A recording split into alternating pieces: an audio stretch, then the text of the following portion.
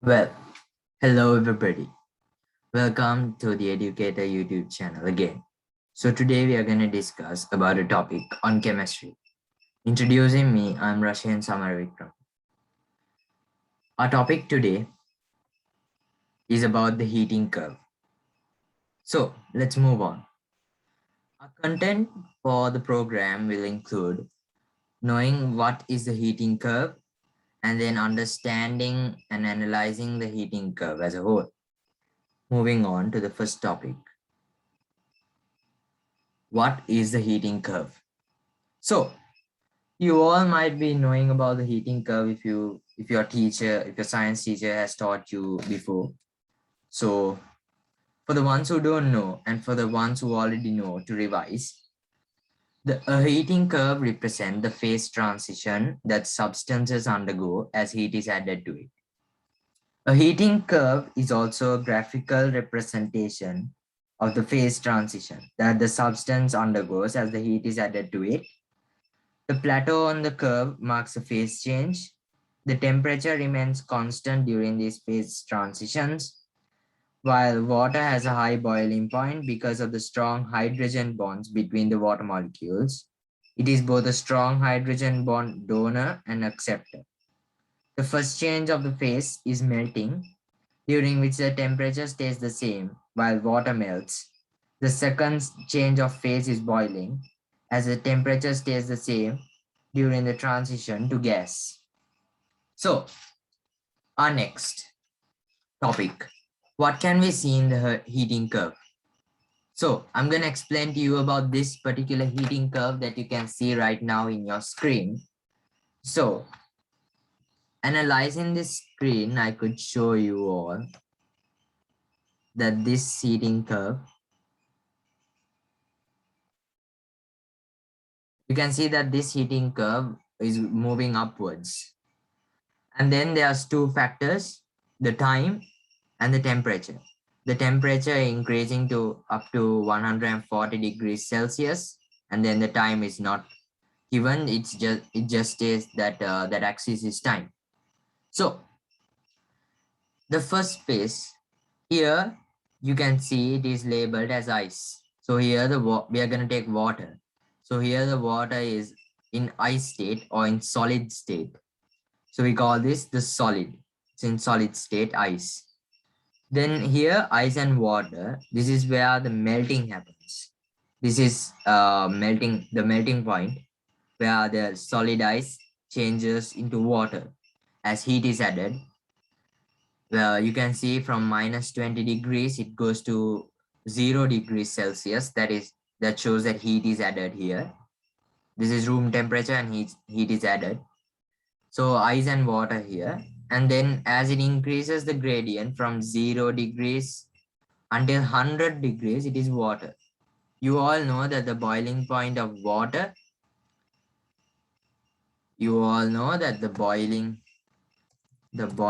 point of water is 100 degrees Celsius. So you can see here that until 100 degrees Celsius, you can see that until 100 degrees Celsius, it is water. And so after 100 degrees Celsius, we have water and steam. If I show you, here we have water and steam until here.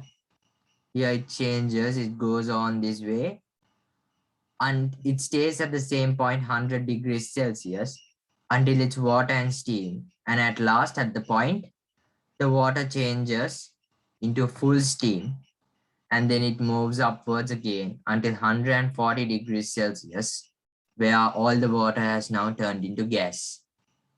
So you can see the first stage, we're moving up. Here it's ice and water.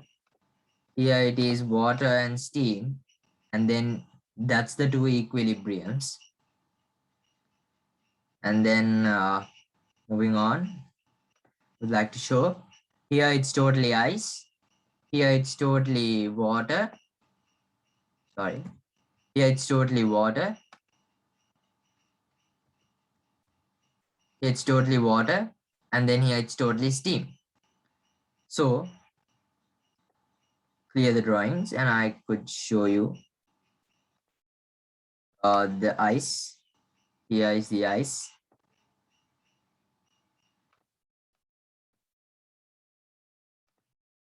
That is in solid state here. And then here it is in liquid state. And here is it is in gas state. If you visit our earlier videos, you can see I have explained about the phases of matter, the solid, liquid, and the gases. So you can get a better idea on these phases of matter through those videos in our channel. And so here we could state this ice and water as the solid. You can see it's already stated as a solid liquid equilibrium. So what is equilibrium? Equilibrium is a place where where both solid and like here, where both solid and the liquid state is there. It is a phase change from solid to liquid. And here it is the liquid and liquid gas equilibrium. This is where both liquid and gas is present. All of this whole heating curve occurs due to the fact that heat is added, and without heat, this heating curve doesn't occur. That is why this is called a heating curve. So moving on.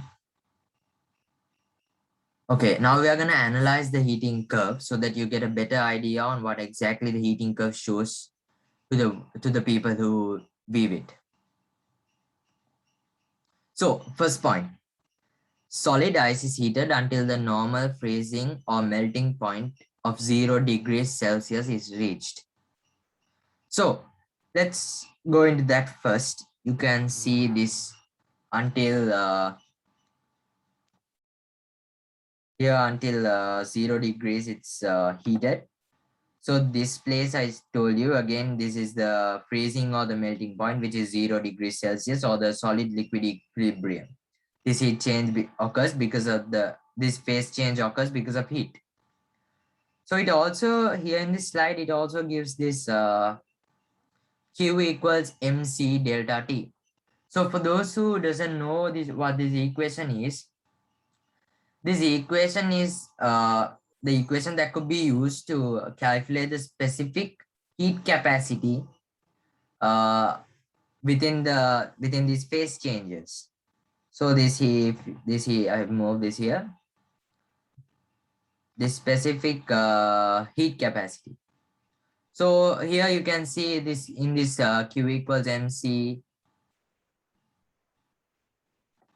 In this Q equals mc delta T equation, it shows that m is the mass of the sample water, c is the specific heat capacity of the solid water or the ice, and delta T is the change in temperature during the process. So to calculate this amount from calculate the amount from here to here about the specific heat capacity, we can use the mass of the solid water or the ice, then the specific heat capacity that we have added, and then the temperature change during this process. Then the second factor is the first phase change is melting. As the first phase change is melting, as the substance melt, the temperature stays the same. The equation can be used to tally the amount of heat involved. So here you can see the Q equals mc delta T equation. Here you have the first point, we had the Q equals mc delta T equation. But here you have the Q equals mc delta H equation. So let's see what this is. As usual, m is the mass of the sample of water. C is the specific heat capacity of the solid water or the ice. And then delta H is the heat of fusion. So if we go to the heating curve, you can see that this heating curve has a place marked ice and water, as I explain the solid liquid equilibrium.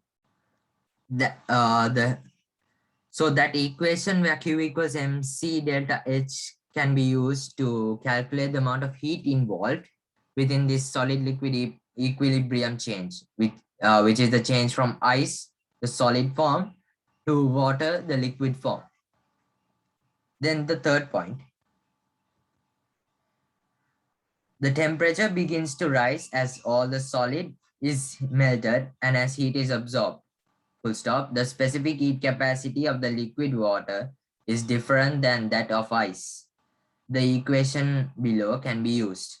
Again, the equation is Q equals mc delta T, which is the first point equation that we used. So what does this point say?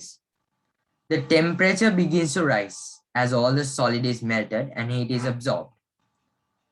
The specific heat capacity of liquid water is different than that of ice.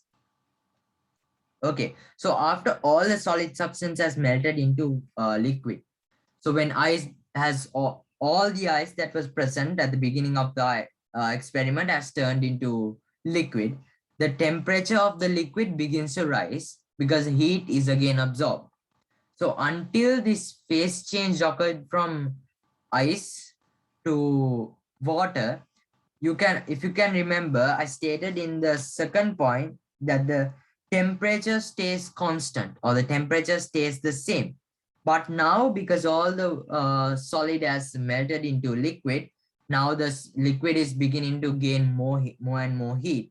So it increases the temperature within it. And it is then possible to calculate the heat absorbed by again the equation Q equals mc delta T. And you should also remember that the specific heat capacity of the liquid water is different than that of ice.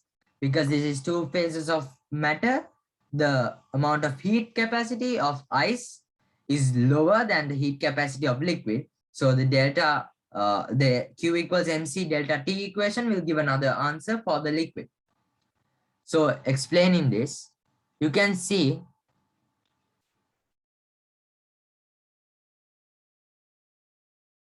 here that from after the phase change from ice, that is solid, to liquid in 0 degrees Celsius, the water is gaining heat. It moves from 0 to 20, from there to 40, 60, 80, 200. 100 is the boiling point of water. So it moves from 0 to 100. This is because heat is absorbed by the liquid. As it is broken down from solid to liquid, the heat is same. And then water absorbs heat energy provided to rise its temperature. So that could prove to you about what I explained, that the temperature begins to rise as all the solid is melted and the heat is absorbed. Next point, the fourth point. Liquid begins to boil when enough heat has been absorbed by the solution. The temperature reaches the boiling point.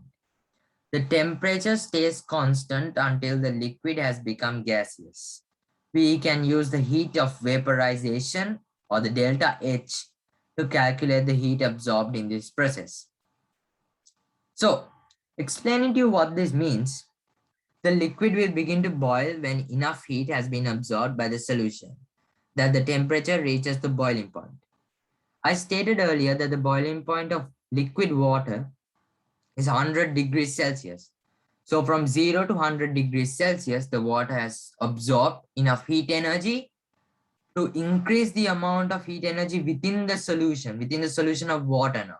So that it has absorbed enough heat energy, it cannot absorb any more of heat energy because its capacity is full. Now it's 100 degrees Celsius. Now it has to change from liquid state to gaseous state because the amount of heat energy that it has absorbed is so much, it's full. The solution is full of heat energy. So it changes from liquid to gas. The temperature remains constant until all of the liquid has become gaseous water. At the atmospheric pressure of 1 atm, this phase transition occurs at 100 degrees Celsius, the normal boiling point of water. Liquid water becomes water vapor or steam when it enters the gaseous phase. We can use the heat of vaporization or the delta H to calculate how much heat was absorbed in the process. So the equation again would be Q equals mc delta H instead of the delta T. So I could explain that you can see a place label called water and steam. That is a liquid gas equilibrium.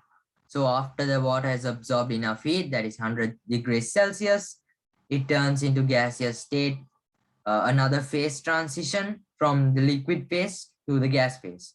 So until now, there's been two phase transitions, solid to liquid and then liquid to gas.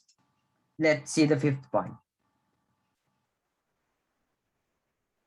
The temperature begins to rise as all the liquid is evaporated and heat is absorbed. The specific heat capacity of the gas is different than that of the liquid. Then use the equation below. Then the equation below can be used. Again, the equation is Q equals mc delta T. And this explains that after all the liquid is converted to gas, the temperature will continue to rise. And that is because the gas can absorb more heat energy than the liquid could. So again, the heat added that results in certain change in temperature is given by the Q equals mc delta T equation. And you should also note that the specific heat capacity of the gaseous water or the water vapor is different than that of ice or liquid, because this is the conversion between three phases of matter: solid to liquid and liquid to gas. So the heat capacity of solid using the Q equals mc delta T equation is different than that of the liquid using the Q equals mc delta T equation. Both of those are different from the answer of the gas using the Q equals mc delta T equation. So you can see now after the water steam, which states the liquid gas equilibrium, the temperature, it is fully labeled as steam. And so this is all in water vapor. So we'll move on. The sixth point, water has a high boiling point due to the presence of the extensive hydrogen bond interactions. The diagram will be showed to you between the water molecules. You can see here the hydrogen bond interactions. I will explain it later. Extensive hydrogen bond interactions between the water molecules. When the heat is applied, it should first break the intermolecular hydrogen bonds. After the bonds are broken, the kinetic energy is increased and the molecules vaporize. So as the water has a high boiling point because of the presence of, I said, extensive hydrogen bond interactions between those water molecules, like in the next slide, the diagram here, you can see there's one water molecule. There's one water molecule here, there's double hydrogens and one oxygen, H2O. And then there's this hydrogen bond interaction. I can show the hydrogen bond interaction here. You can see the hydrogen, that is the hydrogen bond interactions. And because of that interaction, because of this interaction, to change, to vaporize the liquid water, the heat energy should break down this extensive hydrogen bonds between these two molecules. This one high water molecule, one of the water molecules here, and then the other water molecule here. This should be broken down. This middle hydrogen bond should be broken down. So these two hydrogen water molecules could become separate. So it's basically like putting a barrier in between these two, putting a barrier like this in between these two, so that these hydrogen bonds are not present. And these two are just two separate water molecules. So explaining that, I would move back. And then the intermolecular hydrogen bonds are broken. I explained how the intermolecular hydrogen bonds are broken and how the example of the extensive hydrogen bond interactions are broken. And after the bonds are broken, the kinetic energy increases. So once the molecules, the attraction force, the hydrogen bonds between these water molecules are broken, The molecules have the capacity of increasing their kinetic energy. This helps to vaporize in the sense to turn it to water vapor, a form of from water vapor to a more gaseous in the sense from water vapor to an unseen gaseous form, so that it could evaporate into the air. So to vaporize, it should increase its kinetic energy. And for the reason of increasing its kinetic energy, it should break its intermolecular hydrogen bonds first. And these intermolecular hydrogen bonds are broken when heat is added. Heat helps these molecules to break its intermolecular hydrogen bonds so that it could vaporize. So we have come to the end of our session about the heating curve. I hope you got a clear idea about the analysis of the heating curve, and then what the heating curve is, and then how the heating curve is formed. Hope to see you in another video. If you haven't yet subscribed to our channel, then right now click the subscription button so that you can get our new videos to your fingertips. Thank you.